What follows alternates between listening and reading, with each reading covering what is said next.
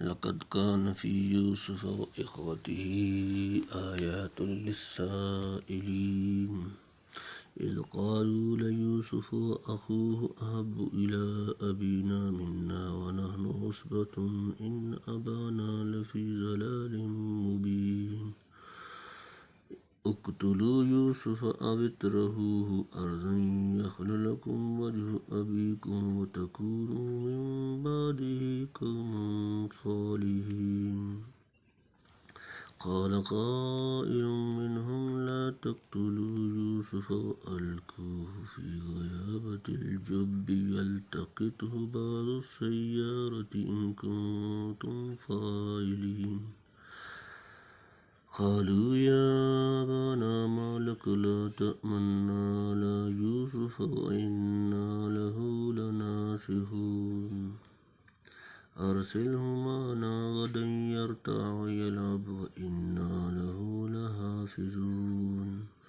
قال إني ليحزنني أن تذهبوا بي وأخاف أن يأكله الذئب وأنتم عنه غافلون قالوا لئن أكله الذئب ونحن عصبة إنا إذا لخاسرون فلما ذهبوا به وأجمعوا أن يجعلوا في غيابة الجب وأوهينا إليه لتنبئنهم بأمرهم هذا وهم لا يشعرون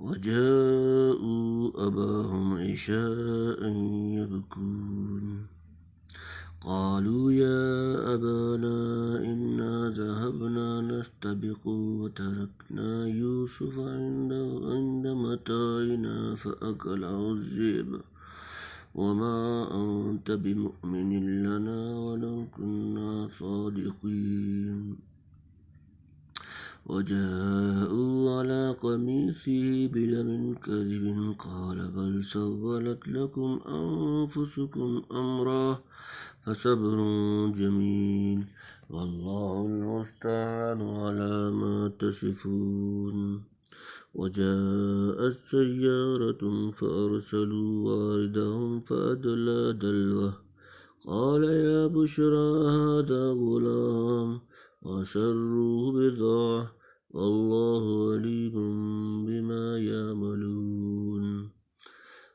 وشروه بثمن بخس دراهم معدودة وكانوا فيه من الزاهدين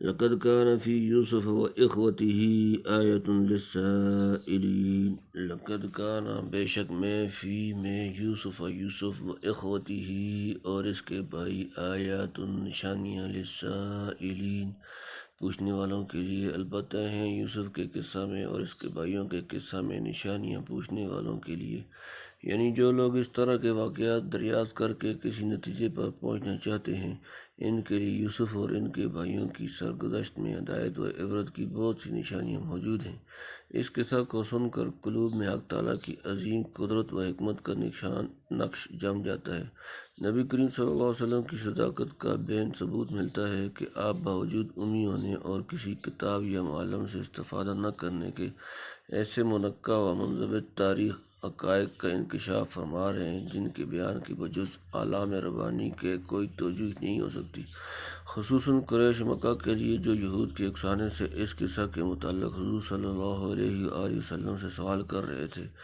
اس واقعے میں بڑا عبرت آموز سبق ہے کہ جس طرح حضرت یوسف کو بھائیوں نے گھر سے نکالا ذرائع حسد قتل یا وجلہ وطن کرنے کے مشورے کیے طرح طرح سے ایذائیں پہنچائیں اہانت و استخفاف میں کوئی دقیقہ اٹھا نہ رکھا آخر ایک دن آیا کہ یوسف کی طرف نادم محتاج ہو کر آئے یوسف علیہ السلام کو خدا نے دین و دنیا کے اعلیٰ مناصب پر فائز کیا اور انہوں نے اپنے عروج اقتدار کے وقت بھائیوں کو جرائم سے چشم پوشی کی اور نہایت دریا دلی سے سب کے قصور معاف کر دیے ٹھیک اسی طرح حضرت محمد رسول اللہ صلی اللہ علیہ وسلم کی برادری نے آپ صلی اللہ علیہ وآلہ وسلم کے متعلق ناپاک منصوبہ باندھے، دکھ پہنچائے، عزت و آبرو پر حملے کیے، حتیٰ کہ وطن چھوڑنے پر مجبور کیا، لیکن جلد وہ دن آنے والا تھا جب وطن سے علیحدہ ہو کر آپ صلی اللہ علیہ وآلہ وسلم کی کامیابی اور رفعت شان کا آفتاب چمکا، اور چند سال کے بعد فتح مکہ کا وہ تاریخ دن آ پہنچا جب کہ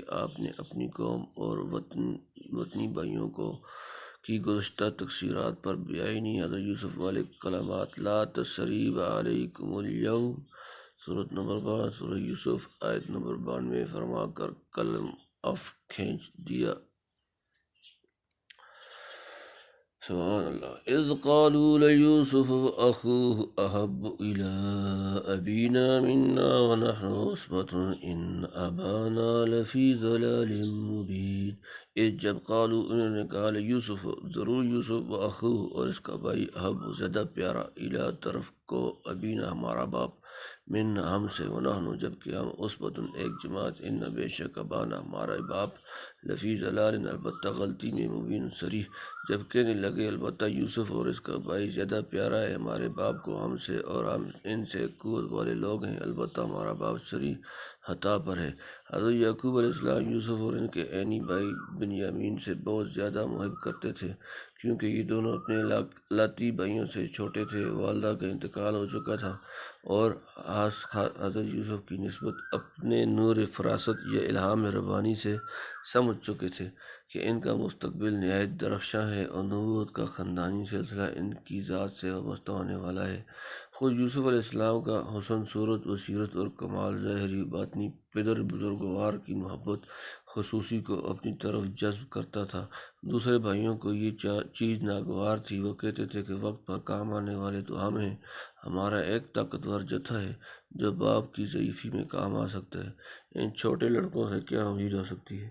انہی خیالات کے ماتحت اپنے والد بزرگوار کی نسبت کہتے تھے کہ وہ اس معاملے میں سخت غلطی اور صریح خطا پر ہیں، اپنے نفع و نقصان کا صحیح موازنہ نہیں کرتے۔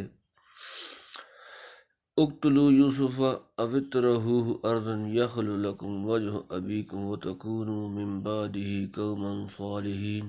اقتلوا مار ڈالو یوسف او یا اطرحو اسے ڈالاؤ، اردن کسی سرزمین، یخلو خالی ہو جائے، لکم تمہارے لیے، وجہ منہ توجہ، ابیکم تمہارے باپ، وتکونوا اور تم ہو جاؤ، من سے بعد ہی اس کے بعد، قومن لوگ، صالحین نیک۔ مار ڈالو یوسف کو یا پھینک دو کسی ملک میں کہ خالص رہے تم پر توجہ تمہارے باپ کی، اور ہو رہنا اس کے بعد نیک لوگ۔ یعنی رشک و حسد کی آگ اندر ہی اندر سلگتی رہی۔ آخر آپس میں مشورہ کیا کہ یوسف کی موجودگی میں ممکن نہیں کہ والد بزرگوار کی خصوصی محبت و توجہ کو ہم اپنی طرف کھینچ سکیں، اس لیے یوسف کا قصد یہاں سے ختم کر دینا چاہیے، خواہ قتل کر دو یا کسی دور دراز ملک کی طرف پھینک دو جہاں سے واپس نہ آ سکے۔ جب وہ نہ رہیں گے تو باپ کی ساری توجیہات اور مہربانیوں کے ہم ہی تنہا حقدار رہ جائیں گے۔ بنیامین کے معاملے کو غالباً ان کے یہاں کوئی اہمیت نہیں تھی، گویا اس کی محبت کو یوسف کی محبت کا ضمیمہ سمجھتے تھے، یعنی ایک مرتبہ قتل وغیرہ کا گناہ کرنا پڑے گا، اس سے فارغ ہو کر توبہ کر لیں گے اور خوب نیک بن جائیں گے، گویا رند کے رند رہے، ہاتھ سے جنت نہ گئی۔ بعض مفسرین نے وَتَكُونُوا مِن بَعْدِهِ قَوْمًا صَالِحِينَ سورہ نمبر 12 سورہ یوسف آیت نمبر 9 کے معنی یہ لیے ہیں کہ یوسف کے بعد ہمارے سب کام ٹھیک اور درست ہو جائیں گے، کیونکہ پدر بزرگوار کا دست شفقت یوسف سے مایوس ہو کر صرف ہمارے ہی سروں پر رہا کرے گا۔ قال قائل منهم لا تقتلوا يوسف وألقوه في غيابة الجب يلتقطه بعض السيارة إن كنتم فاعلين۔ قال قائل ایک کہنے والا، منهم ان سے، لا تقتلوا نہ قتل کرو، یوسف وألقوه اور اسے ڈال آؤ، فی میں غیابتی اندھا گہرا، الجب بھی کنواں، یلتقطه اٹھا لے اس کو، بعض کوئی، السیارہ چلتا مسافر، ان اگر تم فاعلین تم کرنے والے ہو، کرنا ہی ہے۔ بولا ایک بولنے والا، میں ان میں مت مار ڈالو یوسف کو اور ڈال دو اس کو گمنام کنویں میں، کہ اٹھا لے جائے اس کو کوئی مسافر اگر تم کو کرنا ہے۔ یہ کہنے والا یہودا تھا، یعنی قتل کرنا بہت سخت بات ہے، اور ہمارا مقصد بدون اس کے بھی حاصل ہو سکتا ہے۔ اگر تم یوسف کو یہاں سے علیحدہ کرنا چاہتے ہو تو آسان صورت یہ ہے کہ اس کو بستی سے دور کسی گمنام کنویں میں ڈال دو۔ ابو حیان نے بعض اہل لوگوں سے نقل کیا ہے کہ غیابت الجب اس تاکچے وغیرہ کو کہتے ہیں جو کنویں باولی میں پانی سے ذرا اوپر بنا ہوا ہو۔ غرض یہ تھی کہ ہم خائی نہ خائی عمدن ہلاک کرنے کا گناہ اپنے سر نہ لیں۔ ایسے کنویں میں ڈال دینے کے بعد بہت ممکن ہے کوئی مسافر ادھر سے گزرے اور خبر پا کر کنویں سے نکال لے جائے۔ اس صورت میں ہمارا مقصد حاصل ہو جائے گا اور خون ناک میں ہاتھ رنگین نہ کرنے پڑیں گے، گویا سانپ مر جائے گا اور لاٹھی نہ ٹوٹے گی۔ قالوا یا ابانا ما لک لا تأمنا علی یوسف وإنا لہ لناصحون۔ قالوا کہنے لگے یا ابانا اے ہمارے ابا، مالک کیا، مالکا کیا ہوا تجھے، مالکا کیا ہوا تجھے، لا تأمنا تو ہمارا اعتبار نہیں کرتا، علی پر بارے میں، یوسف وإنا اور بے شک ہم لہو اس کے لناصحون البتہ خیر خواہ۔ بولے باپ کیا بات ہے کہ تو اعتبار نہیں کرتا ہمارا یوسف پر اور ہم تو اس کے خیر خواہ ہیں۔ اس سے معلوم ہوتا ہے کہ پہلے بھی باپ سے اس قسم کی درخواست کر چکے تھے مگر ان کا دل ان کے ساتھ بھیجنے پر مطمئن نہ ہوا۔ ارسلہ معنا غدا یرتع ویلعب وإنا لہ لحافظون۔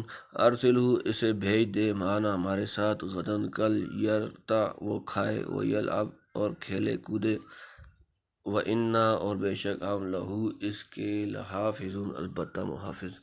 بھیج اس کو ہمارے ساتھ کل کو، خوب کھائے اور کھیلے اور ہم تو اس کے نگہبان ہیں۔ ایسے خوبصورت بچے کی کبھی گھر میں خالی پڑے رہنے سے بیکار ہو جاتے ہیں۔ مناسب کنواں گھر میں خالی پڑے رہنے سے بیکار ہو جاتے ہیں۔ مناسب ہے کہ ہمارے ساتھ اس کو بکریاں چرانے کے لیے جنگل بھیج دیا جائے، وہاں جنگل کے پھل میوے خوب کھائے گا اور کھیل کود سے جسمانی ورزش بھی ہو جائے گی۔ کہتے ہیں ان کا کھیل بھاگ دوڑ اور تیر اندازی تھی، اور ویسے بھی بچوں کے لیے مناسب حد تک کھیلنا، جیسا کہ ابو حیان نے کہا ہے، نشاط و شگفتگی کا باعث کو موجب ہے۔ غرض یعقوب علیہ السلام سے یوسف کو ساتھ لے جانے کی پرزور درخواست کی اور نہایت مؤکد طریقہ سے اطمینان دلایا کہ ہم برابر اس کی حفاظت کریں گے۔ مفسرین نے لکھا ہے کہ خود یوسف کو بھی جداگانہ طور پر ساتھ چلنے اور باپ سے اجازت لینے کی ترغیب دی۔ قال انی لیحزننی ان تذهبوا به واخاف ان یاکلہ الذئب وانتم عنہ غافلون۔ قال اس نے کہا، انی بے شک مجھے، لیحزننی غمگین کرتا ہے، ان کہ تذهبوا تم لے جاؤ به اسے، واخاف اور میں ڈرتا ہوں، ان کہ یاکلہ اسے کھا جائے، الذئب بھیڑیا، وانتم اور تم عنہ اس سے، غافلون بے خبر۔ بولا مجھ کو غم ہوتا ہے اس سے کہ تم اس کو لے جاؤ اور ڈرتا ہوں اس سے کہ کھا جائے اس کو بھیڑیا اور تم اس سے بے خبر رہو۔ یعنی یوسف کی جدائی اور تمہارے ساتھ جانے کا تصور ہی مجھے غمگین بنائے دیتا ہے۔ اس پر یہ خوف مزید رہا کہ بچہ ہے، تمہاری بے خبری اور غفلت میں بھیڑیا وغیرہ کوئی درندہ نہ پھاڑ کھائے۔ لکھا ہے کہ اس جنگل میں بھیڑیے کثرت سے تھے۔ حضرت شاہ صاحب لکھتے ہیں کہ ان کو آگے چل کر بھیڑیے کا بہانہ کرنا تھا، وہی ان کے دل میں خوف آیا۔ بعض محققین کا خیال ہے کہ اخاف ان یاکلہ الذئب فرمایا حضرت یعقوب جیسے پیغمبر کے درجہ توکل و تفویض سے ذرا نازل بات تھی۔ اس کا جواب یہ ملا کہ لڑکوں نے گویا ان کے منہ میں سے بات پکڑ لی، جو اندیشہ ظاہر کیا تھا وہی واقعہ بنا کر آئے۔ قالوا لئن اکلہ الذئب ونحن عصبۃ انا اذا لخاسرون۔ قالوا وہ بولے، لئن اگر اکلہ اسے کھا جائے، الذئب بھیڑیا، ونحن اور ہم عصبۃ ایک جماعت، انا بے شک ہم، اذن اس صورت میں، لخاسرون زیاں کار۔ بولے اگر کھا گیا اس کو بھیڑیا اور ہم ایک جماعت ہیں، قوت ور تو ہم نے سب کچھ گنوا دیا۔ یعنی اگر ہماری جیسی طاقتور جماعت کی موجودگی میں چھوٹے بھائی کو بھیڑیا کھا جائے تو سمجھو کہ ہم بالکل ہی گزرے ہیں۔ اس سے بڑھ کر کیا خسارہ ہوگا کہ 10-11 تنو من بھائیوں کی آنکھوں کے سامنے سے ایک کمزور بچہ بھیڑیے کو منہ میں پہنچ جائے۔ ایسا ہو تو کہنا چاہیے کہ ہم نے اپنا سب کچھ گنوا دیا۔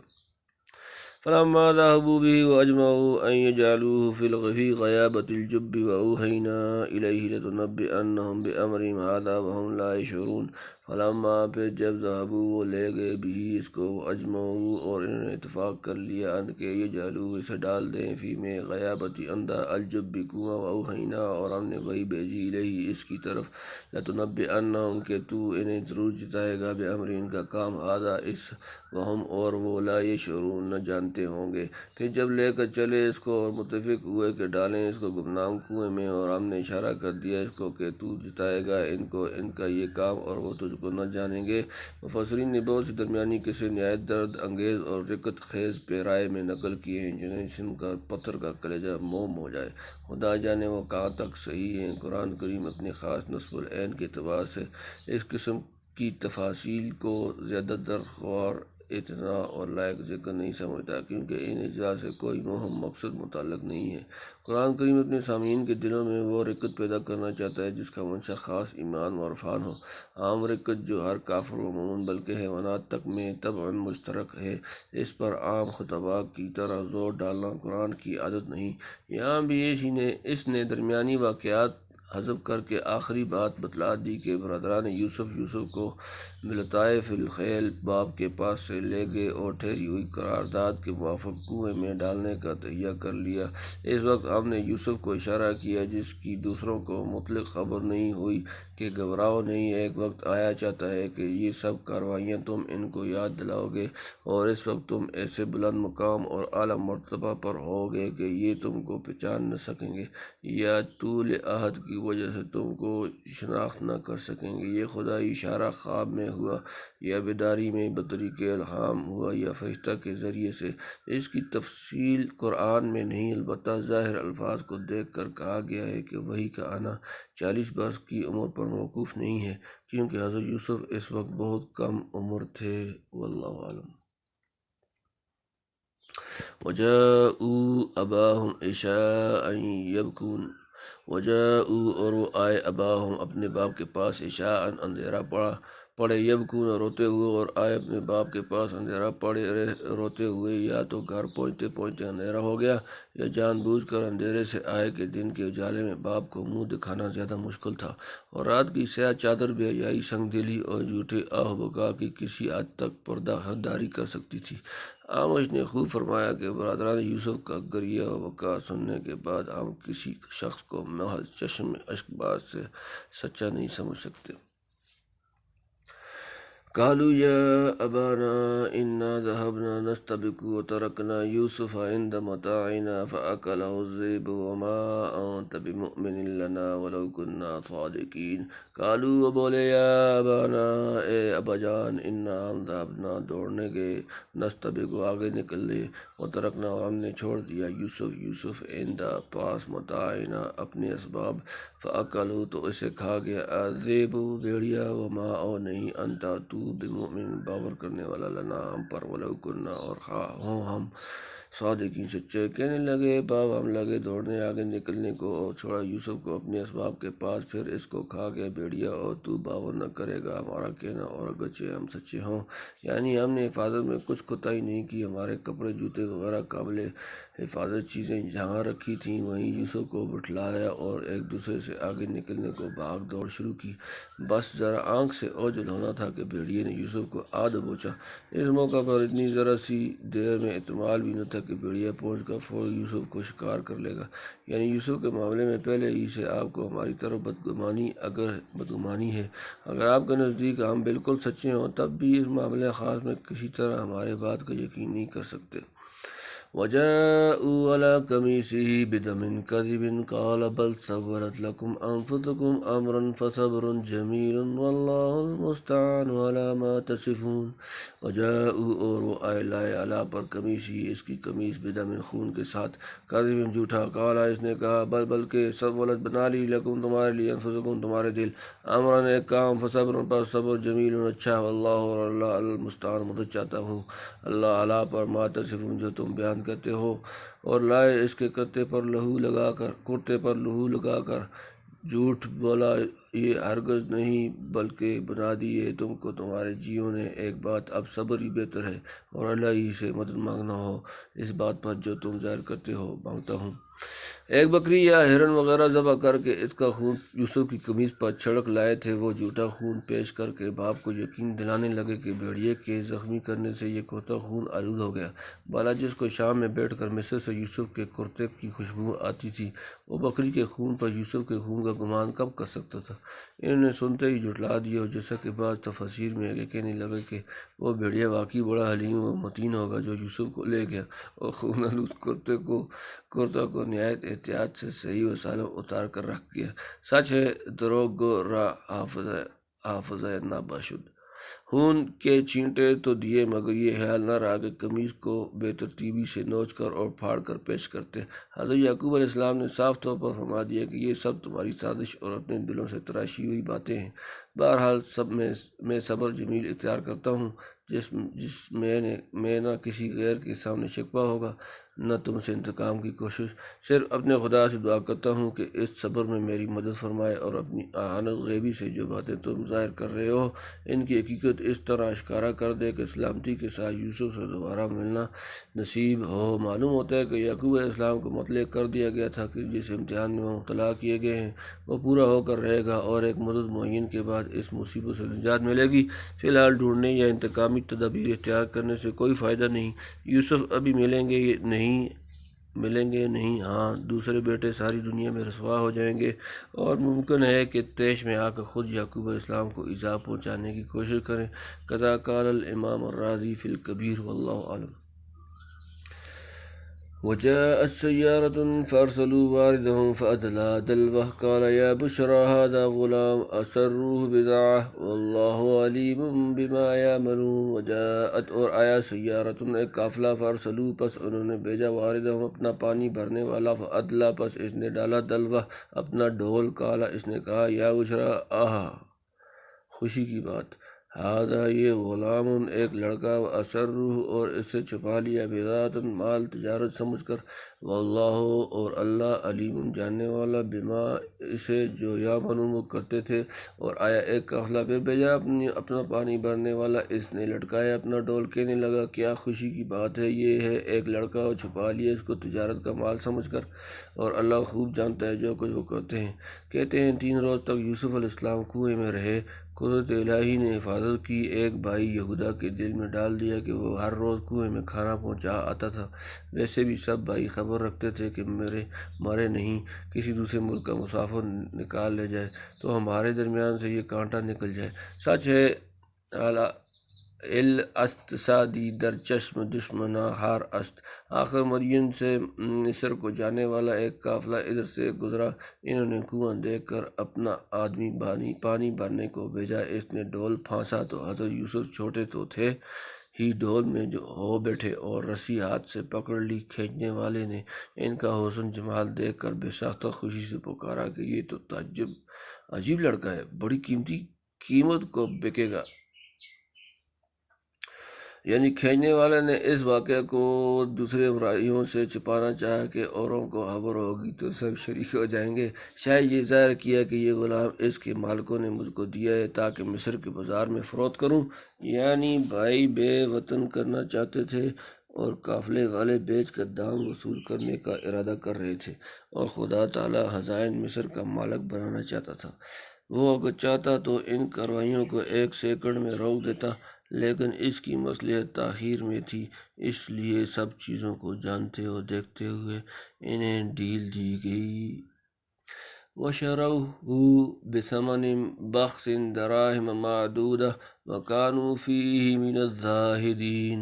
وَشَرَوْهُ اور انہوں نے اس سے بیچ دیا، بِثَمَنٍ دام، بَخْسٍ کھوٹے، دراہم درہم، معدودۃ گنتی کے، وَكَانُوا اور وہ تھے، فِيهِ اس میں، من سے، الزاہدین بے رغبت بیزار، اور بیچا ہے اس کو بھائی نقص قیمت کو، گنتی کی چونیاں اور اور رہے تھے اس سے بیدار۔